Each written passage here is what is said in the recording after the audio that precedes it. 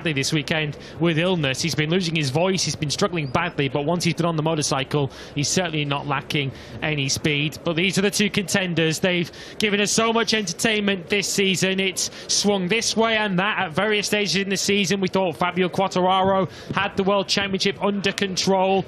The 2021 title, will he be adding a second plaque next to that one that we can see here on screen? Of course, Misano last year, Quartararo clinched the World Championship after a crash for Pecco Bagnaia. It's that kind of scenario that he needs to really happen if he's to take the title here today. You can almost cut the atmosphere with a knife. You can feel the tension building. That is what it's all about, that beautiful Tower of Champions. That is the biggest prize in motorcycle racing. Flanked next to it, of course, is the race-winning trophy up for grabs here in Valencia. As always, when we're racing in Spain, there's a lot of French fans who've come over the border pledging their allegiance to the man who is still world champion in MotoGP. It is a big ask. It is a mountain to climb for Fabio Quartararo and for Yamaha. And what's going through the mind of this man? He'd have had the pep talks, the pre-race talks with 9 times world champion Valentino Rossi. History beckons, of course, for Rossi this afternoon. Pecco Bagnaia would be the first VR46 Academy rider to win in the Premier class. This was what the Academy was set up for back in 2013, to develop, unearth, nurture young Italian talent to compete and fight on the biggest stage of all in motorcycle racing. And all that time, all that investment, both financial and from a human point of view, from this man could pay big dividends here today as a VR46 Academy rider stands on the brink of history. And it would be fitting, wouldn't it, for Bagnaia to do it right here in the Grand Prix where Valentino Rossi himself called time on his illustrious 26-season Grand Prix career. That fantastic mural which was painted on the side of that main paddock building here 1 year ago, that's still looking in fine fettle. Grazie Vale, will it be Grazie Pecco at the end of this 27-lap Valencia Grand Prix? Well, will it be congratulations Pecco, more to the point? Of course, when he won that Grand Prix, Pecco Bagnaia, the Grand Prix where we bid farewell to Valentino Rossi from MotoGP last year, he was wearing one of Valentino Rossi's championship winning helmets, wasn't he? The Che Spettacolo helmet. Will Pecco Bagnaia have his own champion's helmet ready to unveil in around an hour and a half from now? Pecco Bagnaia then strides to his factory Ducati, the GP22, which has already secured the Constructors' Championship this season. It's already helped the Ducati Lenovo team win the Teams Championship, but this is the big prize they want. They want the Riders' Championship and their 15-year wait to come to an end. If anyone's going to end it, it is going to be this man. Pecco Bagnaia heads round to the grid. Will he be returning to his Ducati box in an hour and a half as world champion? They've done the hard work, they've laid the foundations. It's now time to get the job done, the job complete, as Pecco Bagnaia braced himself for what, without any question, is the biggest Grand Prix of his life. The Pecco Bagnaia fan club are out in force. They've made the journey from Italy. His parents are here, of course, his girlfriend and his sister who've been by his side throughout this 2022 campaign. They'll be nervous, won't they, down in that pit garage. His younger brother Filippo Bagnaia also here. As we saw, Valentino Rossi's made the special journey to see if Pecco Bagnaia can be Italy's first world champion in the Premier class since he did so back in 2009.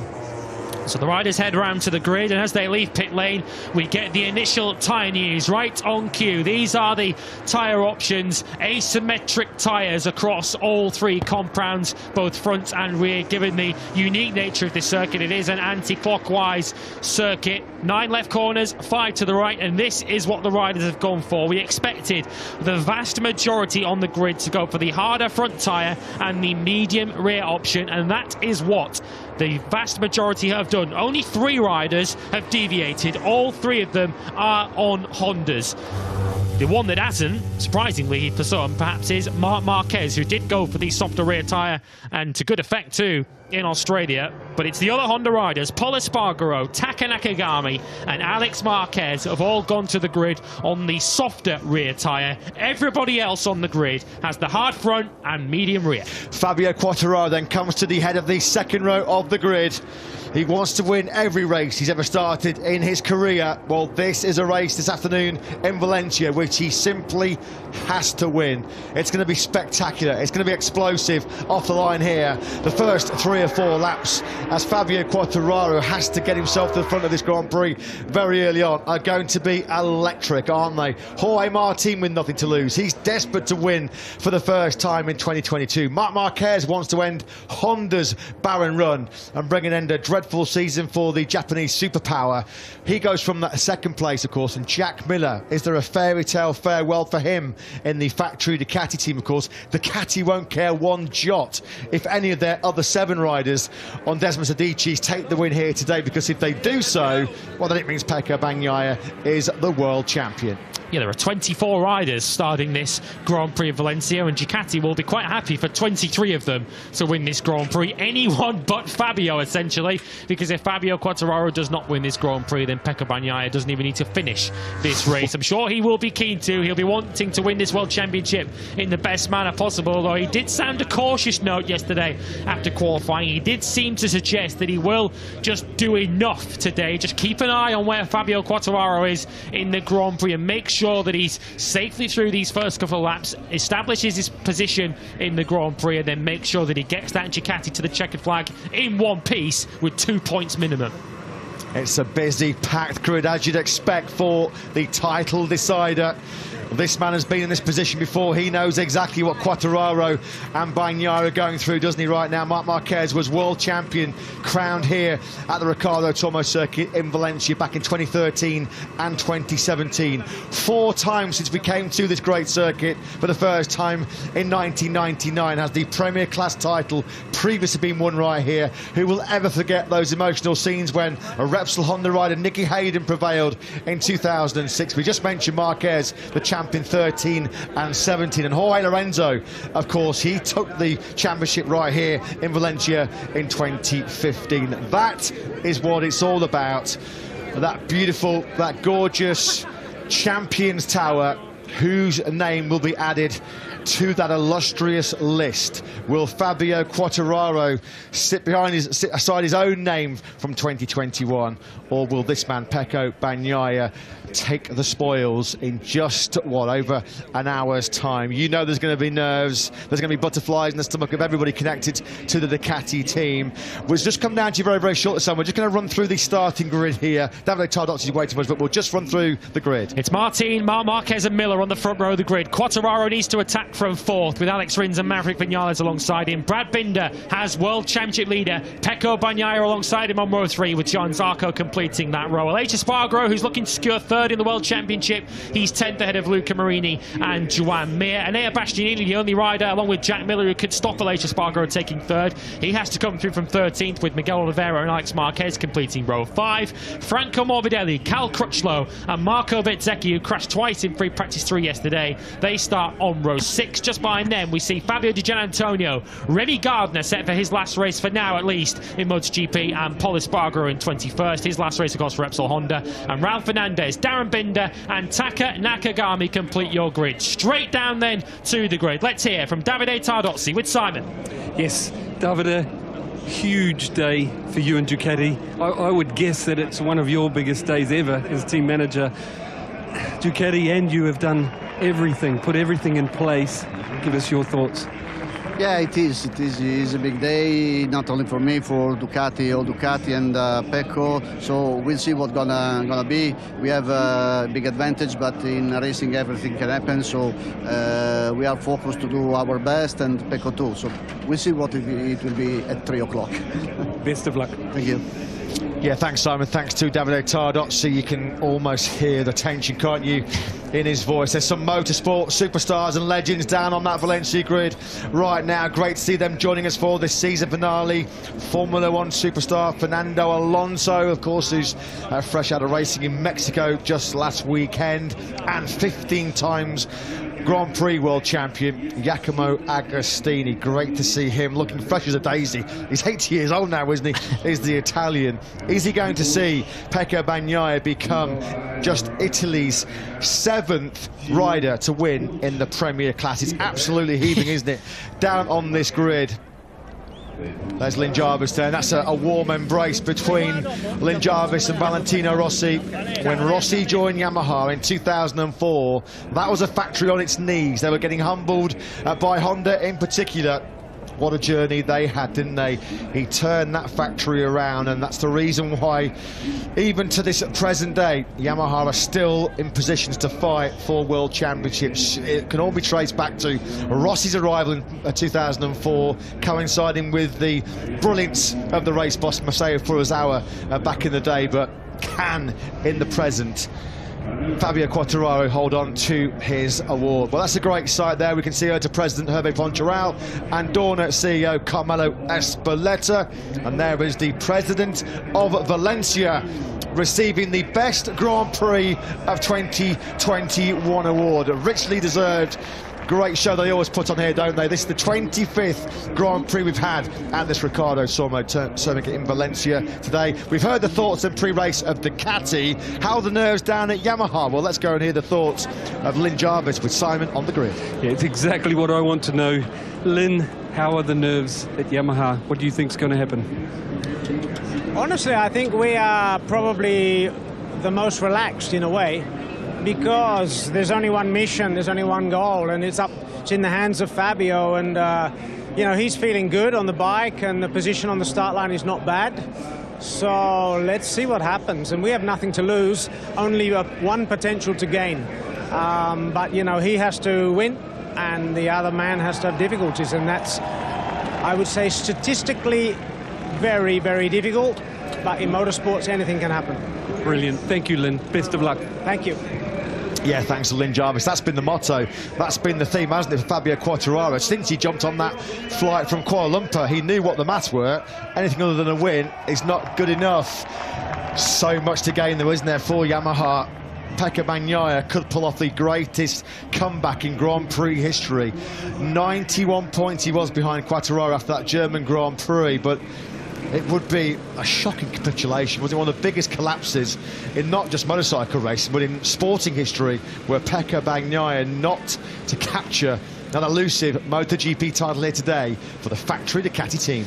Calm on the grid for Aleix Spargaro, of course, for much of this season hoped he would also be coming here to Valencia, still with a chance of winning the World Championship. He starts from 10th on the grid. His target today is to ensure that he finishes ahead of Enea Bastianini, and of course scores enough points to ensure that Jack Miller can't muscle in on the battle for third in the World Championship. Three riders still in with a chance of ensuring that they join Fabio Quartararo and Pecco Bagnaia at the FIM MotoGP Awards later on tonight. Will it be Espargaro, will it be Bastianini, or will it be this man, Jack Miller, who is out there simply to go for victory? Thank you, Thriller and Villa Mi Viva. It's been a fantastic journey together, and saying thank you, Thriller, will never be enough. We wish you all the best for the future. We saw a lovely picture in the Ducati Lenovo team pit box earlier on this morning with a number of his pit crew and key personnel wearing special Australian moustaches to salute Jack Miller in his last race for Ducati. Well, he's an undisputed legend, isn't he, in this part of the world and in this paddock. Let's hear the pre-race thoughts of the man in charge of Pecco Bagnaia, the one and only Valentino Rossi, with Simon. Yes, Valentino, big day today. Your team has been really performing well, both riders, Bez and Luca, but also the day for Pecco. Please, can we have your thoughts? Yes, like you said, it's an important day, and we try to make a good final race with Luca and with Marco. Our team this year worked very well. We were very competitive. They are able to make some good races, so we are happy. And also, it's an important day for Pecco. Is the last race for the last battle. I think that Pecco this morning find some good solution, and it was fast, so I hope that he can be competitive and he can make a solid race. You've been in this position quite a few times, you know, being on the grid, last race, you've won World Championships. What's it like? What do you think the dangers are? How do you think he should handle it? Pecco is in a very good position because he have a lot of advantage. But you know, when you decide on the last race, everything can happen. So you need just to stay concentrate and give the maximum and try to ride well. Valentino, thank you for your time. Prego. Ciao. Ciao, ragazzi. Great to hear from the 9 times world champion. As we said, it's a potentially landmark and milestone day for Ducati and for Pecco Bagnaia, but we remind you, a great day in prospect for the VR46 Academy as they stand on the brink of historic first victory for them and their talent. Frankie Morbidelli, of course, was the first VR46 Academy world champion in Moto2 back in 2017. We're going to be getting the Valencia and Spanish national anthems coming up very, very shortly. An emotional day, though, today for the factory Suzuki team. It's the last dance for Team Suzuki X-Star. Alex Rins 5th, Joan Mir 12th. Let's get some pre-race thoughts from their boss, Livio Supo. Livio, yeah, a bit of an emotional day, as Matt was saying, but more so if there can be some blue on the podium. And when I was looking at basically race runs yesterday, Alex looked incredible. Do you think it's possible? I think so, and also John, after some changes this morning in the warm-up, he felt much better. So, of course, the starting position for John is a little bit more difficult, but you know, they should have an extra motivation. It's the last race for Suzuki. It would be a dream to finish on the podium, and I can't wait to see the race. Best of luck. Thank you. Yeah, there'll be emotional scenes, won't there, in the factory Suzuki garage. Can you believe it? They're withdrawing from this great championship just 2 years after, right here in Valencia, Joan Mir was crowned world champion in 2020. Luca Marini walks off the grid. He starts from 11th. Of course, we've already heard from his team owner and his half-brother, Valentino Rossi. He'll be keeping a close eye on his team's prospects as well, of course, as Pecco Bagnaia chases the World Championship. Marini starts from 11th on the grid. Marco Bezzecchi, after a crash-strewn Saturday, starts back in 18th position on the grid. Marini, though, fastest on Friday morning. First on Friday afternoon, should I say, and quick in free practice 4, so keep an eye out for him coming through from 11th on the grid. As Fabio Quartararo waves to the crowd, that's the breakdown. Those are the numbers, the raw numbers of 2022. In terms of wins, podiums and poles, it's been advantage Pecco in 2022, but the 5 non-scores from the number 63 have kept Fabio Quartararo in the hunt. Fabio needs a 6th of them today if he's to wrestle the crown away from Pecco Bagnaia. There's no question who's the more calm and relaxed of our title contenders. Fabio Quartararo looking very chilled out as he comes back to the grid from the Monster Energy Yamaha garage. Pecco Bagnaia trying to keep his mouth lubricated, wasn't he? You can see that he'd already got a dry mouth as the tension fills the 25-year-old Italian. Are the French fans going to be celebrating? Are the Yamaha fans celebrating? This final fight in the blue corner, it's reigning champ Fabio Quartararo. In the red corner, it's Ducati star Pecco Bagnaia. Very, very shortly we'll be hearing the national anthem of Spain and the Valencian anthem as well. Myself and Lewis will take a short pause and then we'll be back to continue our build-up of this title decider. The 19th time a Premier Class World Championship has been decided in the final Grand Prix, and that's what it's all about. It's Quartararo versus Bagnaia. He's just trying to keep himself in the zone, keep himself focused. This is what it's all been about for all those years, setting himself up for this very moment. Match point number 1 wasn't converted in Sepang 2 weeks ago. Can he get the job done here today? The red Ducati army are out in force as we pause for the pre-race ceremony.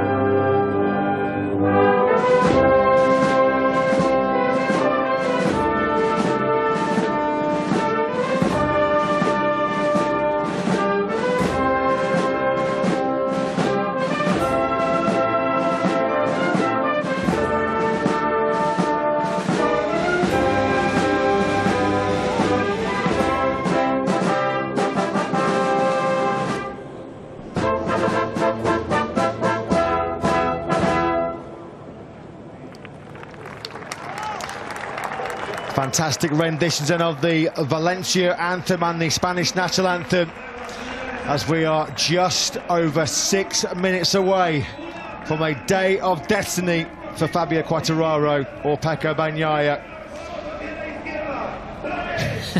He just looks, well, to say Pecco Bagnaia looks apprehensive and nervous is the understatement of the season and the century.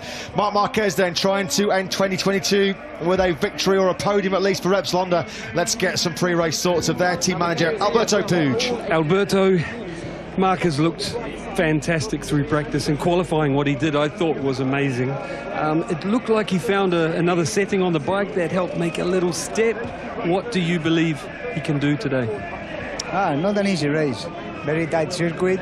Quartararo has to win, yes or yes, and the Ducatis will be fast. I mean, also Spanish riders will be fast, Martin will be fast, Binder will be fast. It's a group of riders that can be very fast, but also Marc can be fast, and he will go for it. Thank you, good luck. Thank you.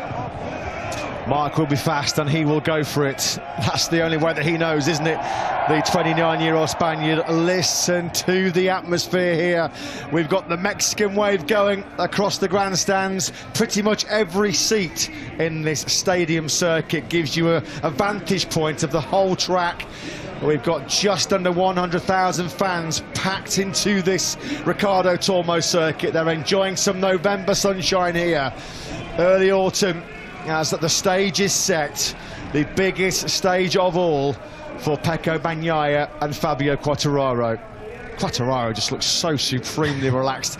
He knows what the scenario is. He was asked on Friday by the media, do you feel nervous? He said, well, what have I got to be nervous about? Pecco Bagnaia, all the pressure on his shoulders, coming into that last Grand Prix of the season with a 23-point lead. Absolutely nothing to lose. These first 2 or 3 laps, as we mentioned, are going to be like dynamite, aren't they? It's going to be pretty fast and frenetic as Quartararo has to somehow find a way through on Martin, Marquez and Miller, the 3 M's on that front row. Yeah, Jack Miller can certainly play a key role, can't he, for his teammate Pecco Bagnaia, just ahead of Fabio Quartararo on the grid. Marc Marquez summed it up better than any of us. He said Fabio Quartararo will be super aggressive on the first lap or 2 of this Grand Prix. As Matt says, he has to try and get himself to the front of the Grand Prix at any stage, and that is for me the big question in this title decider. Can Quartararo get himself to the front of the Grand Prix? Because if he can, you just know that the pressure will ramp up on Pecco Bagnaia. What Yamaha want is Bagnaia to come around, see his pit board and see that Quartararo is P1 and see how he reacts to that. I guess the perfect day for the Ducati Novo team is Jack Miller to win on his farewell appearance, because that will mean Pecco Bagnaia will be crowned MotoGP World Champion. Thriller Miller then on his Ducati farewell. Starts from the front row of the grid for the 3rd year in a row here in Valencia. Are there late fireworks coming from Marc Marquez? He starts second on the Repsol Honda.